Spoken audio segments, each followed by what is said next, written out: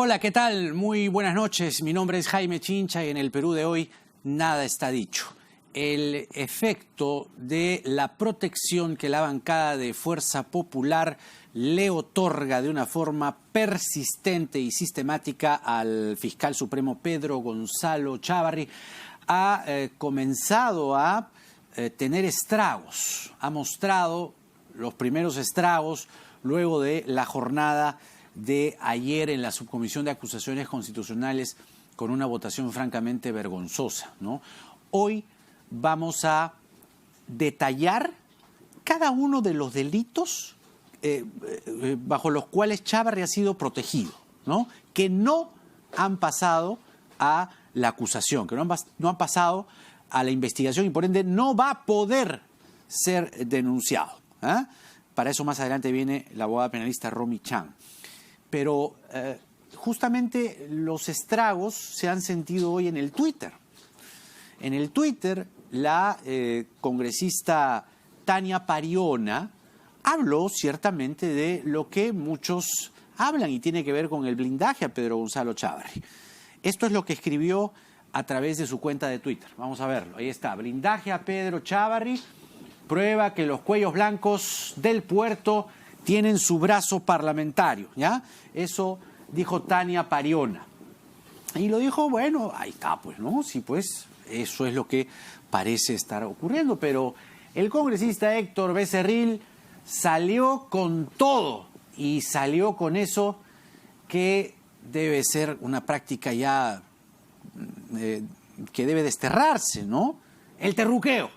¿Qué dijo Héctor Becerril hoy, pasado el mediodía?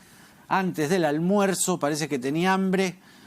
Los únicos brazos que hay en el Congreso son los brazos del terrorismo y son dos. Nuevo Perú y el Frente Amplio, así, crudo, sin anestesia y de una forma que solo Héctor Becerril sabe disparar, ¿no? Bueno, inmediatamente Tania Pariona le responde y le dice que fácil es para el fujimorismo terruquear a quienes les recordamos las denuncias que tienen en contra por diferentes delitos. Es una grave ofensa para mí y para Ayacucho, donde tenemos familiares víctimas del nefasto terrorismo. Ante tal difamación procederemos legalmente. Y la bancada de Nuevo Perú, inmediatamente después, respalda estas afirmaciones y, en efecto, hacen en esta carta dirigida personalmente a Héctor Becerril, citan el tuit y dicen que van a proceder legalmente si es que el congresista Becerril no se rectifica. Pero vamos a ver en qué consiste eso, hasta dónde puede llegar esto que ha hecho Becerril y principalmente esto que Nuevo Perú está anticipando y la señora Pariona también. Ella está en el teléfono. Congresista Pariona, buenas noches. Muy buenas noches, Jaime. Muchas gracias por el espacio. Usted señala, y también su bancada, que procederán legalmente si el señor Becerril no se rectifica. ¿Ustedes han intentado personalmente buscarlo y persuadirlo para esta rectificación? ¿Qué pasa si no lo hace? Bueno, Jaime, lo primero que debo decir es que esto es una grave difamación.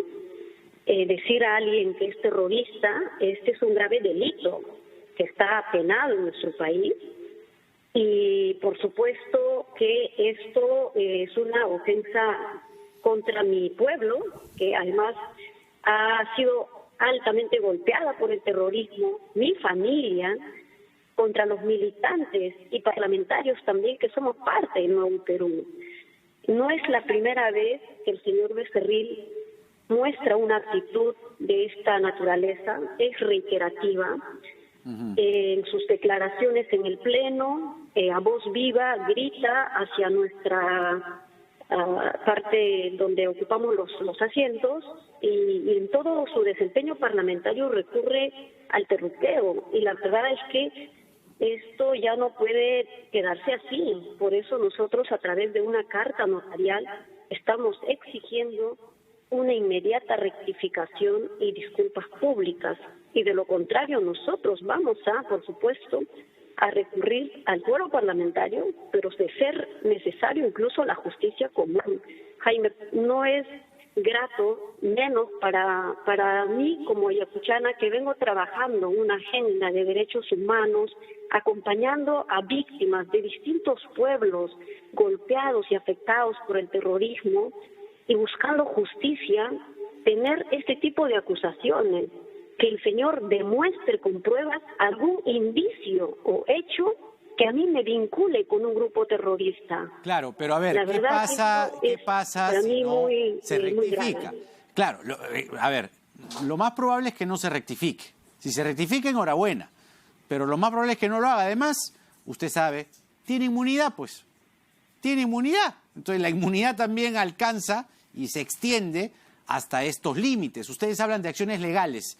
¿Lo van a concretar realmente? ¿Cuál va a ser la acción legal concreta que van a tomar?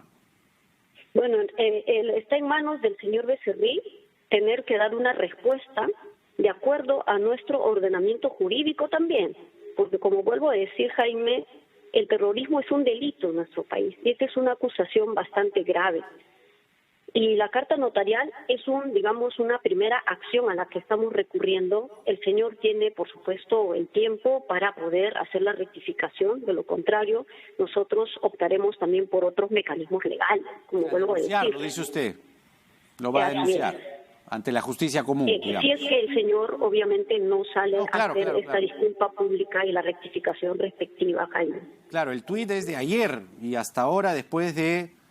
El tuit de ustedes es de ayer, hoy día escribió lo que escribió y de momento que yo haya visto en su cuenta de Twitter no ha dicho nada, ¿no? Y tampoco les ha expresado a ustedes en lo personal tampoco, nada, ¿no? No, aún no se ha pues, manifestado, claro. No ha mencionado nada.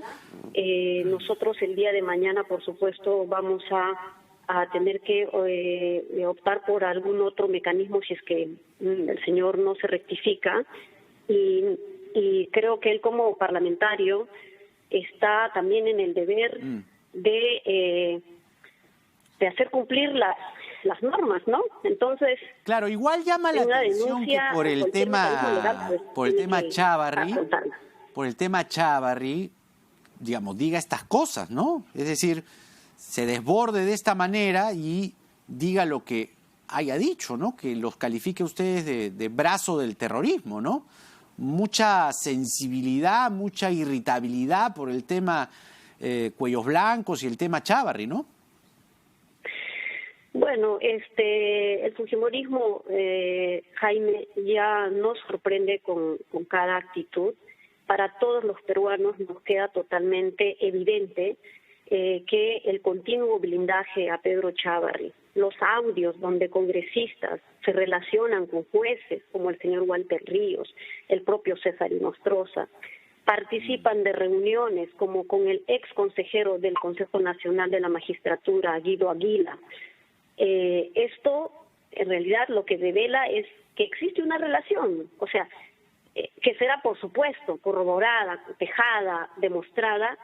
Ojalá el Ministerio Público avanzara en esto. Creo que es algo del cual el país espera, pero ni eso puede avanzar justamente porque existen estos tipos de blindajes. Le están cortando, la posibilidad al propio ministerio avanzar. Entonces, sobre todo después de lo que hubo hemos visto cómo ayer, el señor ¿no? Chávarri incluso sale en defensa de la señora Keiko Fujimori, Alan García, en la comisión permanente, ¿no? Entonces aquí hay una relación de bastante coordinación incluso. Bien, congresista, gracias por atender nuestra llamada y bueno, ya está entonces, ahí está la congresista Tania Pariona, anunciando primero que esperan las disculpas públicas y la rectificación de Becerril y si no, van a tomar acciones legales. Que tenga buenas noches, congresista Pariona. Muy buenas noches, Jaime. Le agradezco el espacio. Gracias, gracias. Bueno, eso ha sido, digamos, lo malo de la jornada. Lo bueno de la jornada es que ya se ha comenzado aprobando un primer proyecto del paquete de reformas. Sí. Se ha aprobado un articulado, fíjese usted, que tiene que ver con las personas que quieren optar por un cargo público o que van a tomar alguna función pública. Vamos a ver el articulado aprobado, que es el referido a los que postulan. Lo tenemos, ahí está. Reforma constitucional, artículo 34A. Están impedidos de postular a cargos de elección popular quienes cuentan con sentencia condenatoria emitida en primera instancia por delito doloso de acuerdo con los términos establecidos en la ley. Ojo, esto es lo que tiene que ver con el primer proyecto que la Comisión de Constitución ha parido, en términos maternales. Y tiene que ver también con el siguiente artículo, el 39, que está referido a los que están impedidos de ejercer la función pública mediante designación en cargo de confianza, los condenados por delito doloso en primera instancia, de acuerdo con los términos establecidos por la ley. Así comenzamos. El Premier estuvo hoy, vamos a hablar de lo que ha pasado en la comisión, pero también de las secuelas, de los estragos del efecto Chávarri y la protección que se le da. Ya está nuestro primer invitado aquí, Gino Costa, congresista de la bancada liberal. ¿Cómo está? Buenas noches, Gino, muchas gracias Jaime. por venir. Gracias. Pero el Premier se volvió a referir a Chávarri, porque Chávarri y la reforma están entrecruzados. De hecho, así fue lo que gatilló o exasperó, digamos, esta situación que llevó a la crisis política y al pedido de confianza. Escuchemos lo que dijo el Premier hoy. Consideramos que una de las causas fundamentales de la crisis de confianza que atraviesa la actividad política se debe a casos como en el caso del ex fiscal de la Nación, Chávarri, que no van a rendir cuenta a la justicia como corresponde. Sentimos que la decisión de la subcomisión de acusaciones constitucionales de ayer, así como la de la comisión permanente en las semanas previas, van en contra del espíritu de que la ciudadanía quiere que las personas rindan cuenta ante la justicia. Esto no quiere decir que sean condenadas de antemano, quiere decir que deben enfrentar a la justicia para responder. Decisiones como la de ayer evitan que se responda y nosotros las rechazamos. Bueno, usted es quizá el congresista que más en serio se ha tomado el caso Chávarri. Y no es para menos. Aquí se ha protegido de una manera grosera a un fiscal que, de acuerdo a la descripción de la denuncia de la fiscal de la Nación, la doctora Ábalos, estuvo altamente comprometido. Además, la doctora Ábalos agrega evidencia, agrega testimonios, es un montón de información. ¿Cuál es la salida? ¿La hay? Es decir, bajo este Congreso, con esta situación, tal como está, ¿hay una salida? Jaime, hay, digamos, dos denuncias importantes contra Chávarri en manos del Congreso. Una donde se han acumulado varias denuncias, 5 en realidad, que ya se ha visto en la comisión permanente y tendrá que subir al Pleno, porque la única de las denuncias que pasó es por encubrimiento real, es decir, por sustracción de pruebas. Así es. Que está vinculado a este segundo caso, que también es por encubrimiento personal y real. Esa fue en la comisión permanente. Eso fue en la comisión permanente. Claro, cuando fue el voto de Mulder.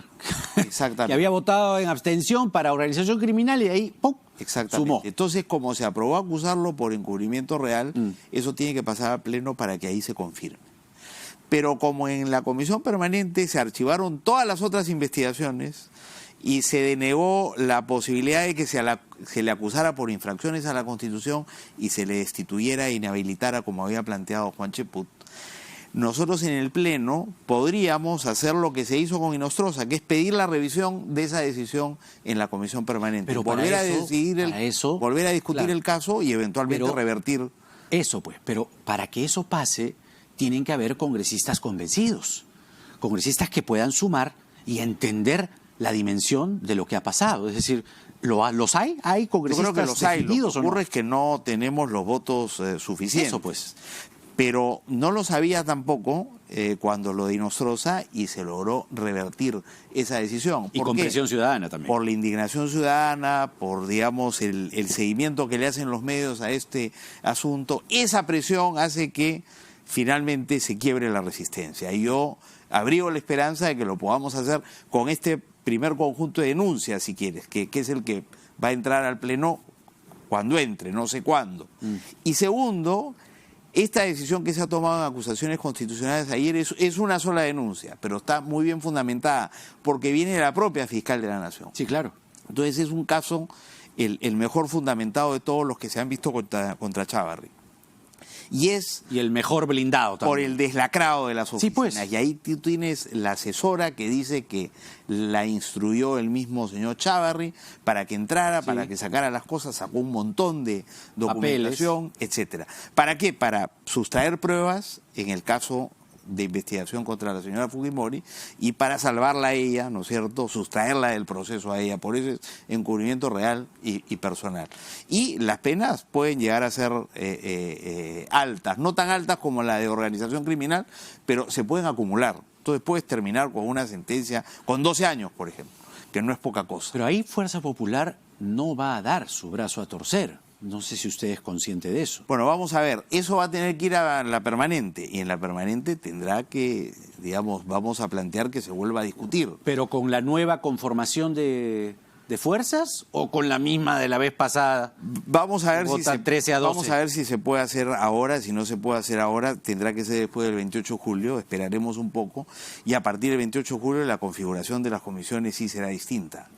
Pero hablemos claro, ¿por qué entonces Fuerza Popular tiene esta forma ya, es decir, los niveles de blindaje, de protección tan, digamos, descarados? ¿Qué objetivo tienen? Primero lo que usted dice, el deslacrado. ¿Es solo eso? ¿No es también lo de la Junta de Fiscales Supremos?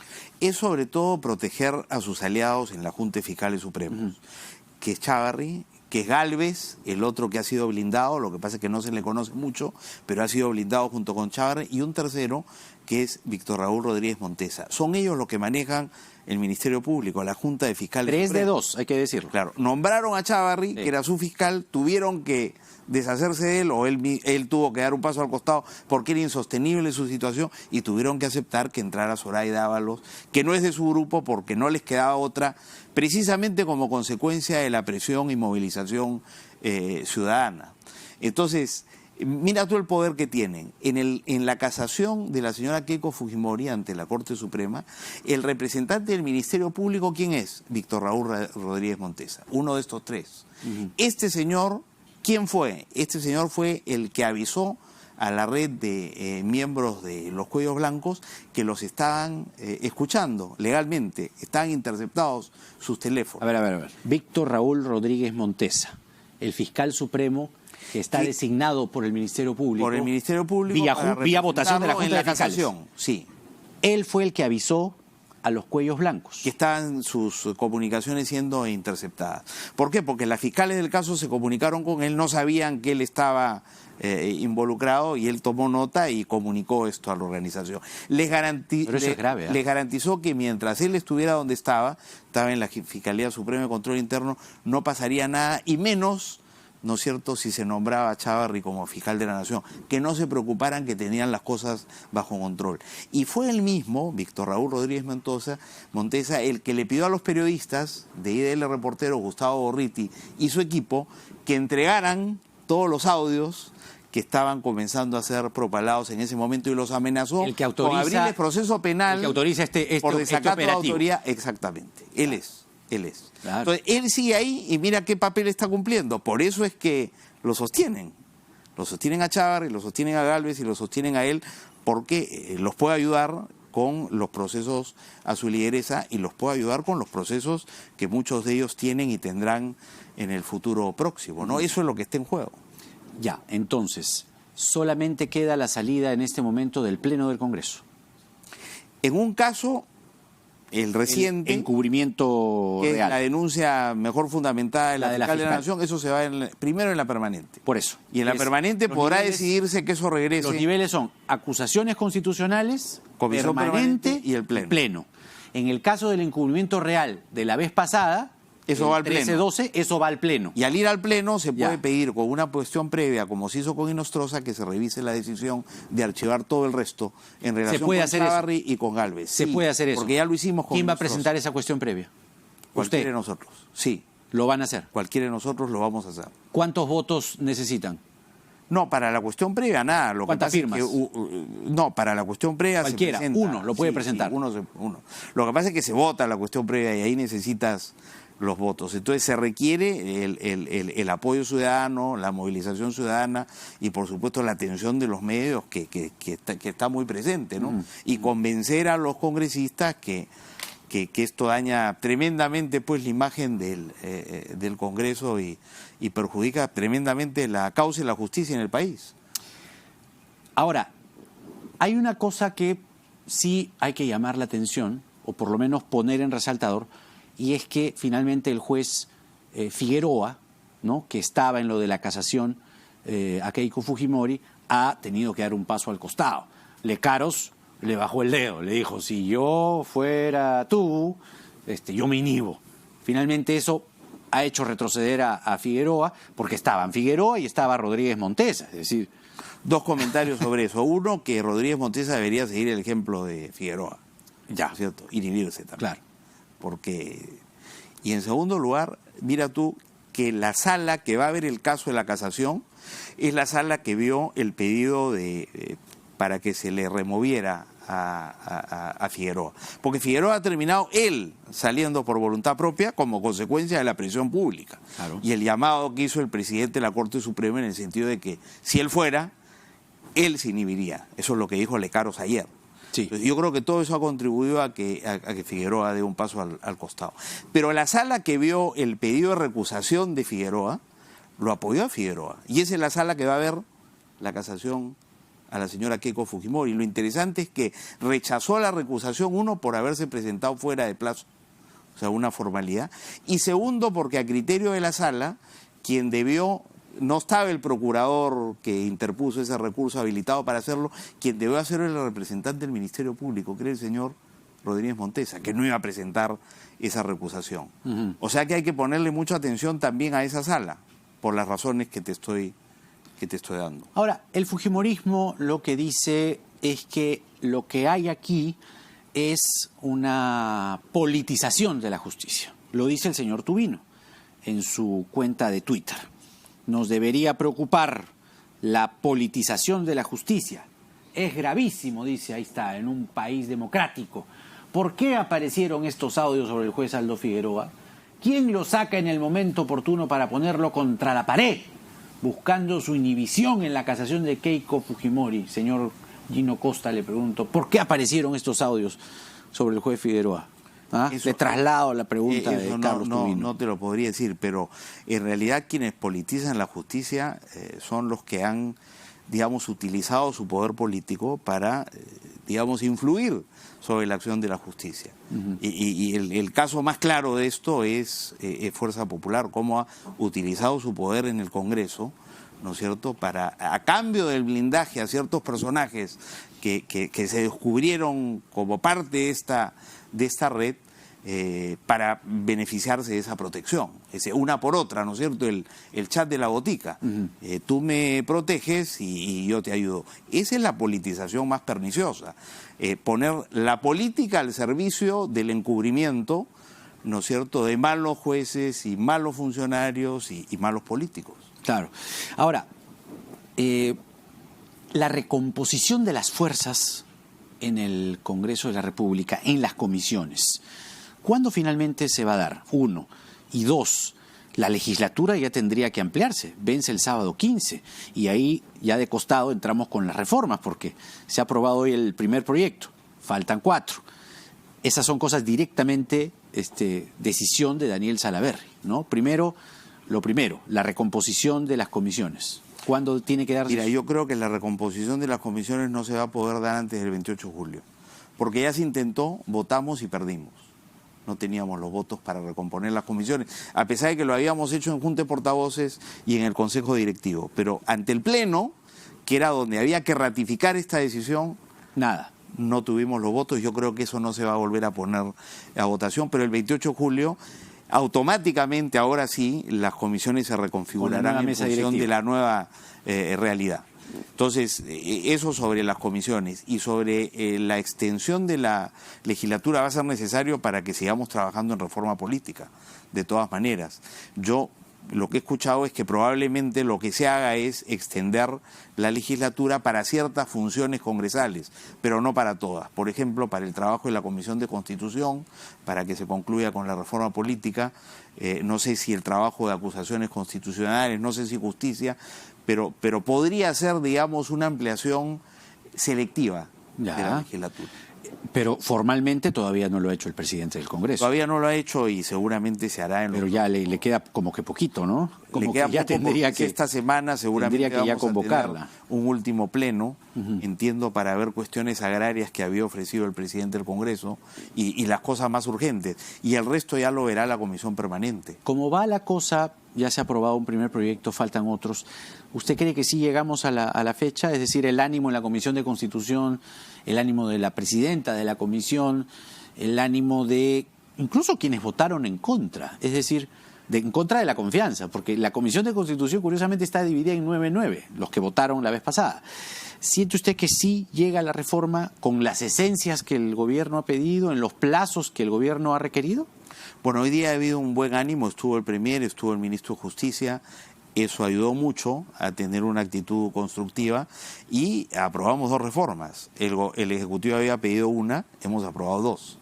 El impedimento para que los candidatos a cargos de elección popular no puedan postular si tienen una sentencia en primera instancia por delitos dolosos. Eso se aprobó. Pero también se aprobó que no podrán ejercer la función pública en cargos de confianza, o sea, los altos cargos en el Poder Ejecutivo y en los órganos constitucionalmente autónomos, quienes tengan también una sentencia de primera instancia por delitos dolosos, cosa que es un complemento interesante a lo que nos había solicitado el Ejecutivo. Creo que está bien, ¿no? Está bien. Es decir, si lo pides en elección popular, ¿por qué aquel funcionario designado, ¿no?, por encargo, designado además por aquel que fue elegido por el voto popular? Sí, está bien, pues, todos por igual, ¿no? Yo objeté inicialmente discutir eso de esa manera porque no había sido debidamente fundamentada la iniciativa. No teníamos todos los elementos, pero tampoco tenía razones para oponerme. En los próximos días se estudiará y se verá si hay algún problema con esa iniciativa, pero en principio parece un buen complemento, como te digo, a la iniciativa del Ejecutivo. Si en lo sucesivo vamos a tener la misma actitud de sumarle a la propuesta del Ejecutivo y no restarle, yo creo que esta tarea la vamos a concluir bien, pero hay mucho pan que rebanar. Mucho pan que rebanar. Congresista Gino Costa, muchas gracias por venir. Gracias, Jaime. El congresista Gino Costa de la bancada liberal. Bueno, de momento hay buen ánimo y esperemos que continúe. Es lo más probable que la cosa más peliaguda va a estar en la inmunidad parlamentaria, ¿no? Proyecto que además ya se había desechado y que desencadenó toda esta crisis. Vamos a la pausa y regresamos con Graciela Villasís, jefa de la Unidad de Investigación del diario El Comercio. Ella y su grupo de periodistas han publicado investigaciones muy comprometedoras respecto a Luis Castañeda Locio, los aportes que recibió para su campaña desde OAS, y hoy nos venimos a enterar que también tiene aportantes fantasmas, o los tuvo. Nada está dicho.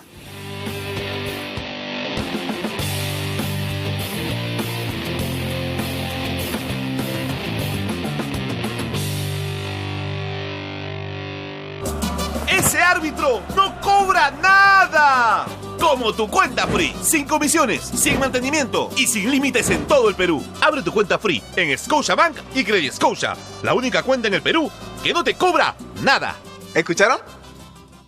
Porque eres un ejemplo para nuestra vida. Siempre estás cuando te necesitamos. Porque nos enseñaste a pensar en grande. Un papá siempre busca darte lo mejor. Agradécele en su día, cuidando su salud con las promociones de Clínica Cayetano Heredia. En descarte de síndrome metabólico, colesterol alto, diabetes e hipertensión. Clínica Cayetano Heredia. La disfunción eréctil y la eyaculación precoz tienen tratamiento. Llame y separe su cita médica al 01748-1900, bostonmedical.la. Antes era difícil poder trabajar la matemática porque solamente utilizábamos lo que era tiza o plumones y papelotes, pero ahora con los materiales que nos brindan nos es más fácil porque el niño los manipula y así aprende, ¿no? Jugando, como se dice, se aprende la matemática. Unas loncheras donde tienen ahí cuentas, botones, tenemos billetes, monedas, espejos, la cinta métrica, ¿no?, donde el niño puede utilizar diariamente. Tía María nos ha apoyado dándonos cursos de capacitación para el uso de este material que tenemos.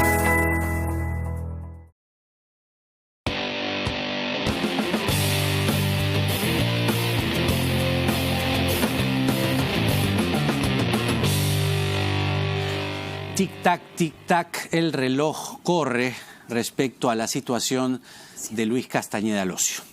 Ciertamente, las investigaciones que se han venido difundiendo en los últimos días desde el comercio, pues deberían poner más que preocupado al señor Castañeda Locio. Y además viene la declaración, la delación de Piñeiro y compañía de OAS. En Brasil vienen los interrogatorios, así como, digamos, Jorge Barata, igualito, ¿no? Pero Graciela Bellés está con nosotros, jefe de una investigación. ¿Cómo estás, Chela? Lo que hablábamos el otro día es que estos de OAS no creen en nadie, no zigzaguean, no la piensan, no, ellos van de frente y cortan cabeza. Vamos primero con lo referido a los 220.000. Okay. Eran 100.000. Esto, ¿cómo surge? ¿Cómo brota esta declaración? Que además nuevamente coloca en el escenario a Martín Bustamante, ¿no? El hombre que siempre secunda y acompaña a Castañeda Locio. El hombre de confianza de Luis Castañeda Locio. Así es, de más absoluta confianza. Bueno, buenas noches, Jaime, y gracias por invitarme a tu programa. Bueno, efectivamente, hace algunas semanas publicamos en el diario El Comercio que el expresidente de OAS, el señor Leo Piñeiro, habría ofrecido al señor Luis Castañeda Locio $100.000 para de alguna manera restablecer, ¿no?, los vínculos que según ellos creían que habían perdido, porque recordemos que en el 2009 Castañeda con ellos firma un primer acuerdo para hacer línea amarilla. Sí. Luego entra la señora Susana Villarán y hace modificaciones vía Parque Rímac, y él ve eso como algo no muy bueno, porque lo que él quería era que se mantenga su proyecto original. Además, recordemos, políticamente hubo todo un cambio en el proyecto y eso enfureció a Castañeda Locio, porque el tramo inicial de línea amarilla incluso tenía el metropolitano, le hizo modificaciones 1000. Entonces ya con eso reengancha con Castañeda. Por supuesto, ¿no? Entonces, claro, lo que buscaban era acercarse a Castañeda. Claro. Entonces, lo que dice el señor Piñeiro en la declaración que dio allá en la ciudad de Curitiba, en la sede de policía cuando está detenido, es que él le ofrece efectivamente $100.000. Pero ¿qué pasa con esa declaración? Esa declaración no se culmina, porque el señor Piñeiro es una persona de edad y se empezó muy tarde. Me acuerdo que 11:30 creo que se paralizó el interrogatorio, por lo tanto no ha terminado. Es más, él ha llegado creo que 10 preguntas, no creo que más. Eso fue, para que el público lo recuerde, casi en la última semana en la semana de la declaración de Barata. Exacto. En la veintena de abril. El 20, exacto, creo que es el 26 de abril. El último día, 22 de abril. Sí. El último día. Entonces, los fiscales fueron corriendo porque se fue postergando varios días. Entonces, él no culmina. Él da, si tenemos que decir, da el 10% de su testimonio. Pero, ¿qué pasa? Que los ejecutivos de OAS sí han estado declarando. Ellos han estado ya más o menos cinco ejecutivos de OAS, y creo que van a seguir declarando en la ciudad de Sao Paulo. Vienen declarando con mayor precisión y detalle. Y me refiero a los ex ejecutivos colaboradores eficaces que definitivamente han tenido que trabajar aquí en el Perú y han ocupado cargos importantes, gerenciales, y que conocen al detalle cómo se produjeron, cómo se entregaron estas coimas y a cambio de qué. ¿No? ¿Qué es lo que hemos sacado en la segunda entrega sobre los aportes a Castañeda? 5 aportantes. Sí. Fantasma. No, de los 100.000 pasamos ahora a los 220.000, ¿no es cierto? Primero, eso es lo primero. Claro, lo primero son 100.000 y un ofrecimiento. Pero luego, ¿qué pasa? Cuando ya se junta Martín Bustamante en representación de Luis Castañeda, siempre según el colaborador, y cuando se reúne Leonardo Faracasí, el gerente de obras de OAS, en nombre de Leo Piñeiro, 2 veces en la casa de este señor Bustamante de Miraflores, le dice que ellos necesitan $220.000 para su campaña. ¿Quién le pide eso?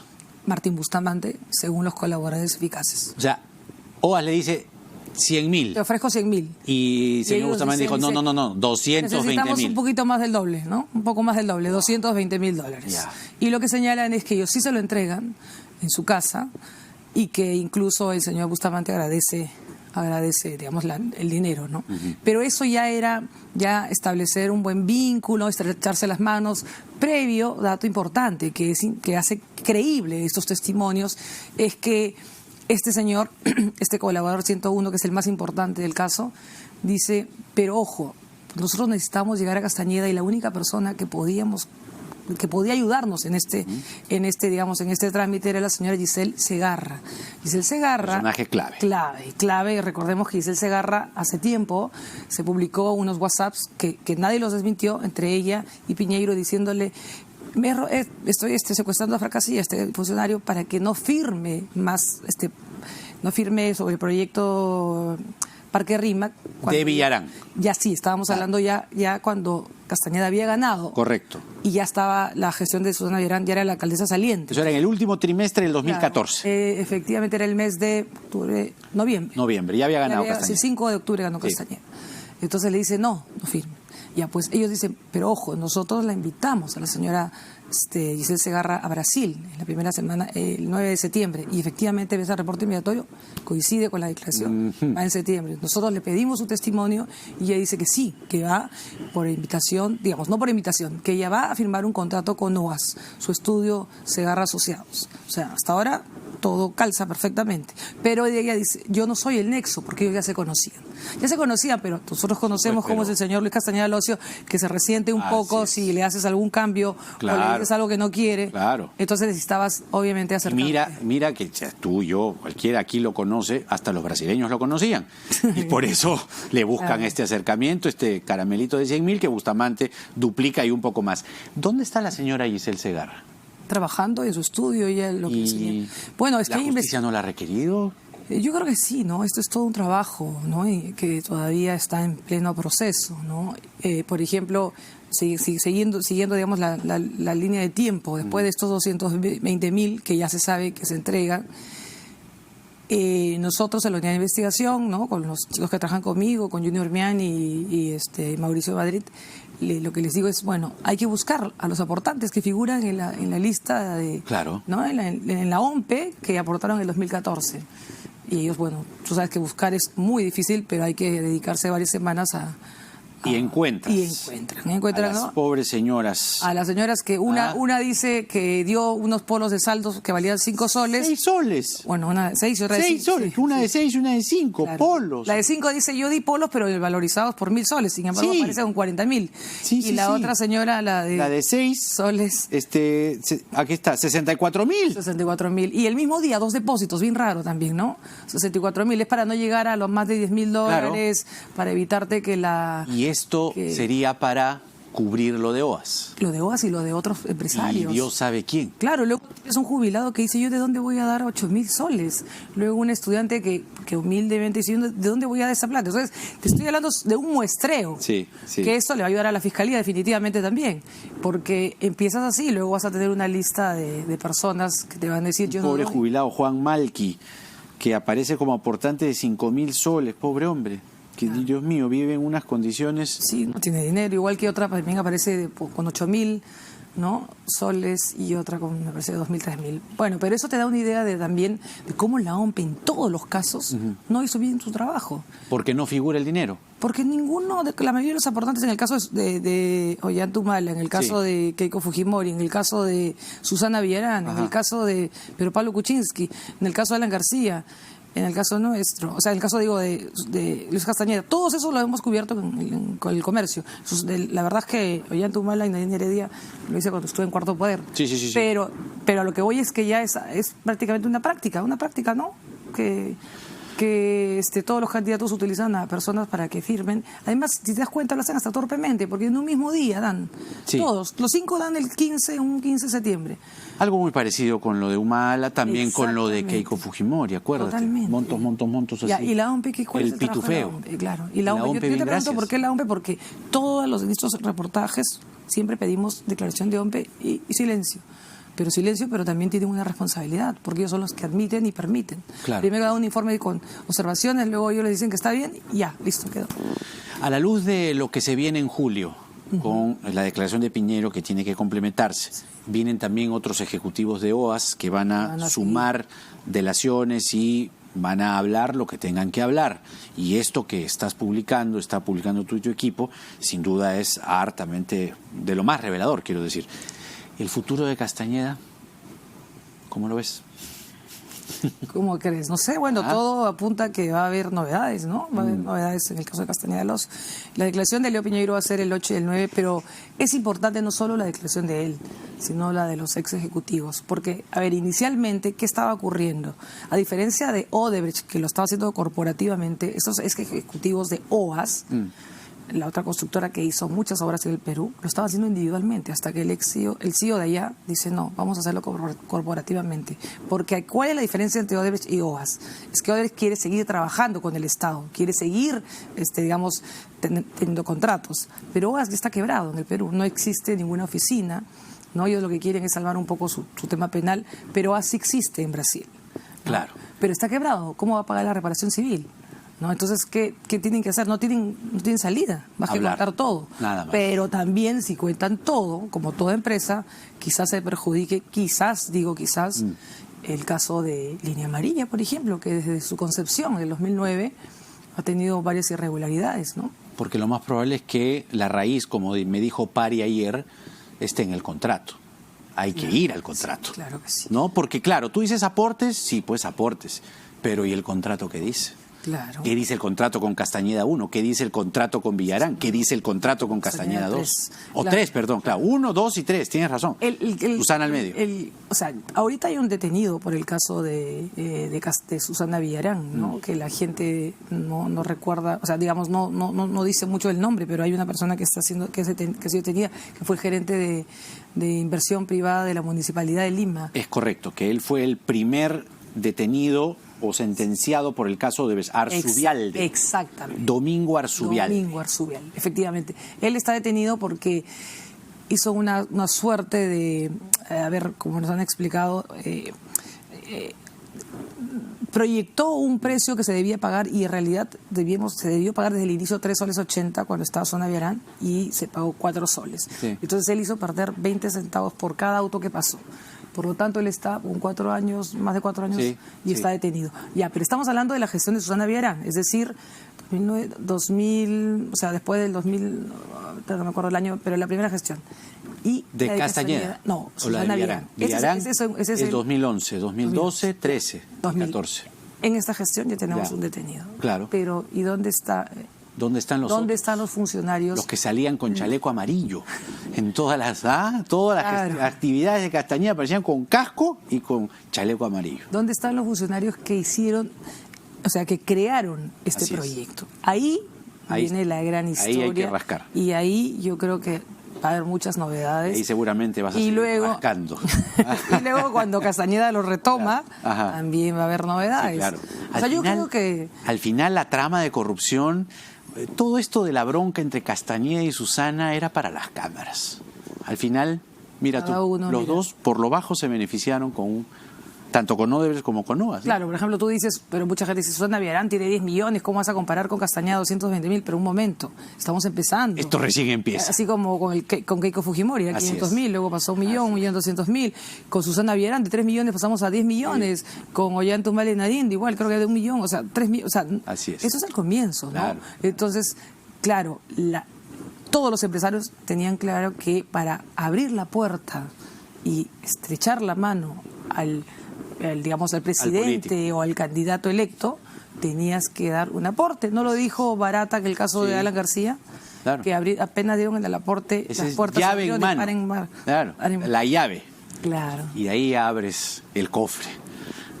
Y sobre Castañeda, pues, como dice este programa, nada está dicho todavía. Gracias, Chela, como siempre. Graciela Villasís de la Unidad de Investigación del Diario El Comercio. Se vienen hartas cosas y hartas sorpresas sobre Luis Castañeda Locio. Solo hay que estar atentos. Vamos a la pausa. Venimos con la abogada penalista Romy Chang. Vamos a desagregar y explicarlo como solo Romy sabe hacerlo. Cada uno de los delitos por los cuales Chávarri se ha librado. Concreto, así, va a ver usted los delitos más los años de prisión que correspondían a cada delito, y también vamos a aprovechar su presencia para hablar también sobre la casación de Keiko Fujimori. Ya venimos.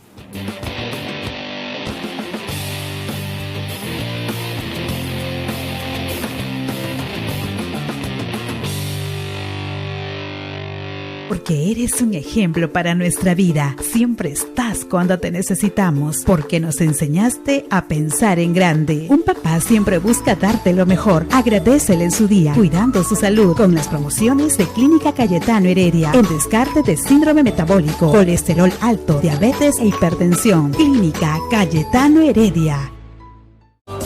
¡Ese árbitro no cobra nada! como tu cuenta Free. Sin comisiones, sin mantenimiento y sin límites en todo el Perú. Abre tu cuenta Free en Scotiabank y CrediScotia. La única cuenta en el Perú que no te cobra nada. ¿Escucharon?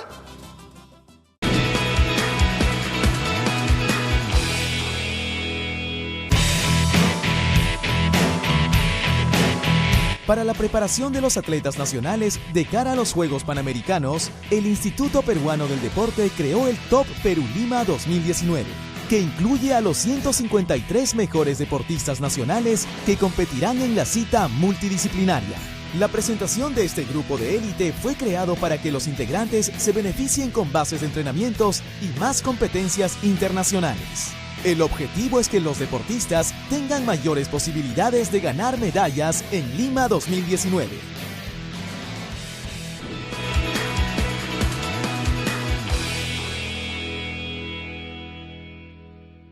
Disfruta la mejor colección de novelas clásicas en audio ahora en RPP Player. Entra a rpp.p, busca mi novela favorita, dale clic y listo. 15 obras de la literatura clásica con los comentarios del premio Nobel Mario Vargas Llosa. Mi novela favorita. RPP Player. Pon el tiempo en tus manos.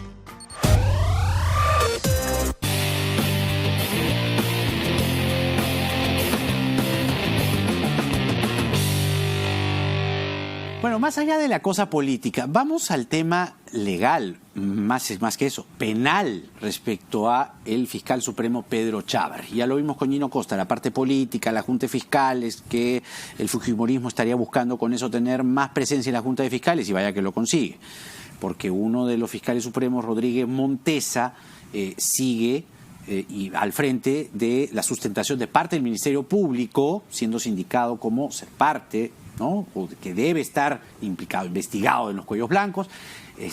Sigue sustentando en nombre del Ministerio Público la casación de Keiko Fujimori. Estamos con la abogada penalista Romy Chan. Romy, ¿cómo estás? Como siempre, un gusto. Buenas noches. Buenas noches. A ver, la ultimita respecto a Chávarri, la acusación o la denuncia constitucional de la fiscal de la Nación. Era en encubrimiento real, encubrimiento personal, y uno tercero ahí, atentado contra la conservación e identidad de objeto. Solamente lo han puesto por este último, a la luz de una denuncia bastante bien sustentada de la fiscal de la Nación. ¿De qué se ha salvado Chávarri, penalmente hablando? Bueno, lamentablemente las penas de los delitos por los que se ha archivado o por los que no se está permitiendo la investigación eran los delitos importantes, por así decirlo. El delito, pues, de conservación e identidad del objeto tiene una pena máxima de 2 años, con lo cual en los plazos de prescripción se toman en cuenta los 2 años más la mitad, que serían máximo 3 años, que tendría el Poder Judicial para conseguir una sentencia en última instancia. Entonces es bastante complicado realmente poder hacerlo con un delito. O sea, ya estaría al borde de la prescripción. Así es. La esperanza y lo que debería ocurrir es que todo este trámite, este procedimiento que se ha seguido en el Congreso, debería suspender el plazo de la prescripción para, por lo menos, pues darle un cierto tiempo prudencial al Poder Judicial para conseguir finalmente un resultado basado en un tema de fondo. Atentado contra la conservación e identidad de objeto. Dice aquí 2 años o con prestación de servicio comunitario. Así es. De 20 a 30 jornadas. Sí. O sea, lo único, digamos, podría ser que Chávarri, con todo esto, pueda barrer las calles del centro de Lima, digamos, un mes, ¿no? Sí, en efecto. O 2 años. Por supuesto, en efecto, el delito lo permite y además, muy importante, se suspende la ejecución de la pena efectiva de cárcel, ¿no? O sea, no hay pena efectiva de cárcel por un delito con esta magnitud de sanción. Y es que, ¿qué pasa? Este delito en verdad está pensado para cualquier ciudadano, no solo un funcionario público, no un fiscal de la Nación realmente, que destruye algún precinto puesto por una autoridad competente. En eso está pensado. Claro, en este caso eso es más que evidente, ¿no? Porque en el video se aprecia... Ya, mira, si no lo acusaban por eso, ya, o sea, ¿sabes qué? Ya apagamos la luz. Realmente, ya votábamos el Código Penal, no servía para nada. A la trituradora. Exacto, pero realmente aquí el tema central, el debate, está en torno al encubrimiento. ¿Por qué? Porque el encubrimiento tiene 2 opciones. Un encubrimiento en el sentido de sustraer a una persona, evitar que una persona sea procesada, sea investigada, pero también está por el lado de el funcionario, la persona que destruye pruebas, que oculta pruebas vinculadas con una investigación. Y fíjate, Jaime, este delito, y por eso la fiscal de la Nación lo invocaba, calza aquí, es muy, muy preciso. ¿Por qué? Explícanos por qué. Porque incluso está pensando no solamente en los casos en los que se destruyen pruebas de cualquier investigación, sino que tiene un agravante que te permite una sanción de hasta 10 años para los casos en los que el delito que impides que se investigue, el delito que impides que se descubra, es el delito de organización criminal. Ah, bingo. Y aquí, en este caso, el fiscal Domingo Pérez lo que estaba haciendo era investigar al partido Fuerza Popular y a la lideresa Keiko por el delito de organización criminal y otro como es el de lavado de activos. Ajá. Entonces, aquí la pena hubiera sido la agravante la más alta, 10 años. Además de que era funcionario público, con lo cual teníamos más agravantes. Pero mira qué interesante lo que acabas de decir. Esto ocurre en un contexto en el cual el fiscal José Domingo Pérez investigaba a la organización criminal que había penetrado Fuerza Popular y resulta que los que salvaron a Chávarri este voto son los de Fuerza Popular. Ah, ya. Esa conexión es singular. Mira, qué interesante. Y así uno va armando el rompecabezas y va entendiendo qué va pasando. Qué curioso, ¿no? Qué curioso. Exacto. ¿Y el de encubrimiento real, el que me has dicho es el de real o personal? Es el real. Ya, ¿y el personal? El encubrimiento personal está vinculado a sustraer, a evitar que una persona sea perseguida. O sea, apunta ya no tanto a los elementos de prueba, a los objetos materiales, a los documentos que se puedan encontrar, sino al evitar que las personas sean investigadas, esconderlas, sustraerlas de la investigación. Claro, eso aquí tenía que haber sido investigado, por eso la fiscal optó por ambos tipos penales, el encubrimiento personal y el encubrimiento real, y por supuesto en un proceso iba a ser materia ya de precisión en función a las pruebas que iban surgiendo, pero tiene una pena muy similar al encubrimiento real. Pero el del encubrimiento personal, ¿cómo calzaría en este caso? Bueno, porque lo que se dice es que al haber ocultado pruebas, de alguna manera está evitando que de repente hayan otras personas involucradas en la investigación. Ajá. Que ahora se sustraerían, porque ya no podrían seguir siendo investigadas con el delito. Porque partimos de la misma premisa bajo la cual ese lacrado, el 5 de enero de este año, ocurrió a la organización criminal que estaba siendo investigada y liderada por Keiko Fujimori. Exacto, porque recordemos que lo que buscaba justamente la Fiscalía era obtener pruebas vinculadas con esa investigación donde, por ejemplo, y esto nunca lo vamos a saber porque finalmente se retiraron una serie de documentos de las oficinas, ¿no? Pero donde podrían encontrarse otras personas que eran parte de la red criminal. Y eso era justamente lo que el fiscal quería hacer. Y ojo, aquí hay que diferenciar, porque el ex fiscal de la Nación, Chávarri, decía que él no estaba siendo objeto de investigación, que Domingo Pérez estaba abusando de sus funciones, incluso se le abrió una investigación, no sé si recuerdas, de manera paralela. Sí, claro, ¿no? Porque, Chávarri. Claro, Chávarri la promovió y la mandó ahí a uno. Exactamente, ¿no? Porque él decía, yo soy un fiscal de la Nación, a mí nadie me puede investigar. Sí. Pero la investigación no era hacia él. Era hacia el partido Fuerza Popular y las vinculaciones que podían existir en torno a la lideresa Keiko Fujimori. Entonces, ¿qué habría en esa oficina? Nunca lo sabremos, pero a lo mejor podíamos haber encontrado documentos que acreditaban que en efecto habían otras personas del entorno alto de los funcionarios públicos de la Fiscalía de la Nación que ahora ya no van a investigarse porque, claro, esas pruebas ya no existen. Pero mira tú, de lo que dices, así el Congreso, ¿no? O Fuerza Popular, con sus votos, haya impedido que estos dos delitos prosperen hacia Chávarri, el solo hecho de que haya sido protegido, le dicen blindaje, la verdad no me gusta, pero protegido de esa forma, acerca a Chávarri aún más a la organización criminal que estaba siendo investigada. Es decir, ¿te das cuenta? Sí, porque además es curioso, ¿no? Él dice, yo no estoy siendo investigado. Nadie le ha dicho que él estaba siendo investigado. Claro, a no ser que los documentos que se encontraran allí estuvieran vinculados con él. Porque si ese era el caso, no es que él estaba siendo investigado, es que iba a ser investigado por ese tema, ¿no? Claro. Entonces, incluso en su discurso, uno encuentra pues elementos que nos hacen pensar con suspicacias, ¿no? Claro, por lo menos levantar una ceja o hacer una mueca. Ahora, en el trámite parlamentario, propiamente dicho, de acuerdo al reglamento, de acuerdo a los pasos que se tienen que dar, ¿existe posibilidad alguna? Porque, bueno, al final en el Congreso lo que suman son los votos, pero ¿existe posibilidad alguna de que se pueda volver a revisar esto? Que estos delitos por los cuales Chávarri debe ser investigado, ¿se puedan volver a revisar? Con éxito, además. Ese es el asunto, con éxito, porque finalmente se puede pedir, se puede promover que haya una revisión de lo que ya se hizo, se puede hacer una cuestión de Estado a nivel del Congreso, pero finalmente los que votan son los mismos. Entonces no sé qué tanto avancemos. Ahora, lo cierto es que se entiende que cuando alguien da una decisión, lo ha analizado. Entonces esto de pedir revisión, no es muy técnico que digamos, ¿no? Sí. Se comprende una lógica en la que toda la población se asombra y dice, pero ¿cómo es posible que estos delitos no hayan prosperado? Pero honestamente, si bien políticamente se podría proponer, ¿no? Promover una revisión, parece que el resultado no va a ser muy distinto si realmente no hay una voluntad política de permitir que el Poder Judicial y que el Ministerio Público hagan su trabajo en este caso. Ahora, se le tendrá que pedir a la fiscal de la Nación, porque esto se puede ver en la siguiente legislatura, sí, pero se le piden pruebas nuevas. Pero, Dios mío, ¿qué más pruebas de lo que está mostrando la denuncia constitucional? Es que eso tiene una lógica. Se supone que ella ya presentó una primera denuncia con las pruebas que encontró y el Congreso le ha dicho, tus pruebas no son suficientes para autorizar una investigación. Entonces, en un país, si aplicáramos las normas democráticas en un país, lo lógico sería que si yo soy fiscal y quiero volver a plantear la denuncia, tengo que presentar una prueba nueva que ahora sí haga que mi pedido esté completo. Claro, acá hay un pequeño problema que falla, ¿no? Que es que en realidad el pedido está completo, solamente que para el Congreso no lo está. Claro. Ese es el problema que nos falló en el caso. Pero por eso, técnicamente, que juega, digamos, en favor de Chávarri y de Fuerza Popular, es que para el pedido siguiente le tienen que poner más pruebas. Dios sabe cuáles, pero no sé, más pruebas. Va a ser complicadísimo, ¿no?